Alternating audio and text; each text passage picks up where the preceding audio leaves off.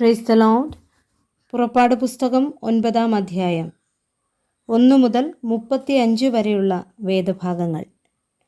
യഹോവ പിന്നെയും മോശയോട് കൽപ്പിച്ചത്, നീ ഫറവോൻ്റെ അടുക്കൽ ചെന്ന് അവനോട് പറയേണ്ടത് എന്തെന്നാൽ, എബ്രായരുടെ ദൈവമായ യഹോവ ഇപ്രകാരം അരുളി ചെയ്യുന്നു, എന്നെ ആരാധിപ്പാൻ എൻ്റെ ജനത്തെ വിട്ടയപ്പാൻ സമ്മതിക്കാതെ ഇനിയും അവരെ തടഞ്ഞു നിർത്തിയാൽ, യഹോവയുടെ കൈ കുതിര, കഴുത, ഒട്ടകം, കന്നുകാലി, ആട് എന്നിങ്ങനെ വയലിൽ നിനക്കുള്ള മൃഗങ്ങളിന്മേൽ വരും. അതികഠിനമായ വ്യാധിയുണ്ടാകും.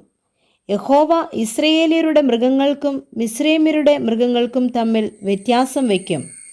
ഇസ്രയേൽ മക്കൾക്കുള്ള സകലത്തിലും ഒന്നും ചാകയില്ല. നാളെ യഹോവ ഈ കാര്യം ദേശത്ത് ചെയ്യുമെന്ന് കൽപ്പിച്ച് സമയം കുറിച്ചിരിക്കുന്നു. അങ്ങനെ പിറ്റേ ദിവസം യഹോവ ഈ കാര്യം ചെയ്തു. മിസ്രയീമ്യരുടെ മൃഗങ്ങളെല്ലാം ചത്തു. ഇസ്രയേൽ മക്കളുടെ മൃഗങ്ങളോ ഒന്നുപോലും ചത്തില്ല. ഫറവോൻ ആളയച്ചു, ഇസ്രയേല്യരുടെ മൃഗങ്ങൾ ഒന്നുപോലും ചത്തില്ല എന്ന് കണ്ടു. എങ്കിലും ഫറവോൻ്റെ ഹൃദയം കഠിനപ്പെട്ടു, അവൻ ജനത്തെ വിട്ടയച്ചതുമില്ല. പിന്നെ യഹോവ മോശയോടും അഹരോനോടും, അടുപ്പിലെ വെണ്ണീർ കൈ നിറച്ചു വാരുവിൻ. മോശ അത് ഫറവോൻ്റെ മുമ്പാകെ മുതൽ അതിലെങ്ങും ഇതുപോലെ ഉണ്ടായിട്ടില്ല. മിസ്രയീം ദേശത്ത് എല്ലായിടവും മനുഷ്യരെയും മൃഗങ്ങളെയും വയലിലിരുന്ന സകലത്തെയും കന്മഴ സംഹരിച്ചു. കന്മഴ വയലിൽ ഉള്ള സകല സസ്യത്തെയും നശിപ്പിച്ചു, പറമ്പിലെ വൃക്ഷത്തെയൊക്കെയും തകർത്തു കളഞ്ഞു. ഇസ്രയേൽ മക്കൾ പാർത്ത ഗോശൻ ദേശത്തു മാത്രം കന്മഴയുണ്ടായില്ല. അപ്പോൾ ഫറവോൻ ആളയച്ച് മോശയെയും അഹരോനെയും വിളിപ്പിച്ച് അവരോട്, ഈ പ്രാവശ്യം ഞാൻ പാപം ചെയ്തു. യഹോവ നീതിയുള്ളവൻ, ഞാനും എൻ്റെ ജനവും ദുഷ്ടന്മാർ. യഹോവയോട് പ്രാർത്ഥിപ്പിൻ. ഈ ഭയങ്കരമായ ഇടിയും കന്മഴയും മതി. ഞാൻ നിങ്ങളെ വിട്ടയക്കാം, ഇനി താമസിപ്പിക്കുകയില്ല എന്ന് പറഞ്ഞു. മോശ അവനോട്, ഞാൻ പട്ടണത്തിൽ നിന്ന് പുറപ്പെടുമ്പോൾ യഹോവയെങ്കിലേക്ക് കൈമലർത്തും. ഭൂമി യഹോവയ്ക്കുള്ളത് എന്ന് നീ അറിയേണ്ടതിന് ഇടിമുഴക്കം നിന്നു പോകും, കന്മഴയും പിന്നെ ഉണ്ടാകയില്ല. എന്നാൽ നീയും നിന്റെ ഭൃത്യന്മാരും യഹോവയായ ദൈവത്തെ ഭയപ്പെടുകയില്ല എന്ന് ഞാൻ അറിയുന്നു എന്ന് പറഞ്ഞു. അങ്ങനെ ചണവും യവവും നശിച്ചുപോയി. യവം കതിരായും ചണം പൂത്തുമിരുന്നു. എന്നാൽ കോതമ്പും ചോളവും വളർന്നിട്ടില്ലാഞ്ഞതുകൊണ്ട് നശിച്ചില്ല. മോശ ഫറവോനെ വിട്ട് പട്ടണത്തിൽ നിന്ന് പുറപ്പെട്ട് യഹോവയെങ്കിലേക്ക് കൈമലർത്തിയപ്പോൾ ഇടിമുഴക്കവും കന്മഴയും നിന്നു.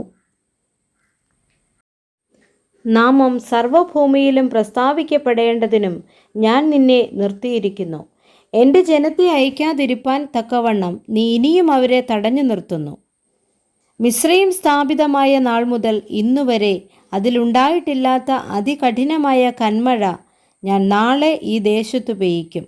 അതുകൊണ്ടിപ്പോൾ ആളയച്ച് നിന്റെ മൃഗങ്ങളെയും വയലിൽ നിനക്കുള്ള സകലത്തെയും അകത്തു വരുത്തിക്കൊള്ളുക.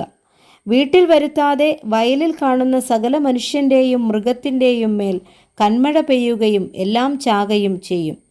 ഫറവോൻ്റെ ഭൃത്യന്മാരിൽ യഹോവയുടെ വചനത്തെ ഭയപ്പെട്ടവർ ദാസന്മാരെയും മൃഗങ്ങളെയും വീടുകളിൽ വരുത്തി രക്ഷിച്ചു. എന്നാൽ യഹോവയുടെ വചനത്തെ പ്രമാണിക്കാതിരുന്നവർ ദാസന്മാരെയും മൃഗങ്ങളെയും വയലിൽ തന്നെ വിട്ടേച്ചു.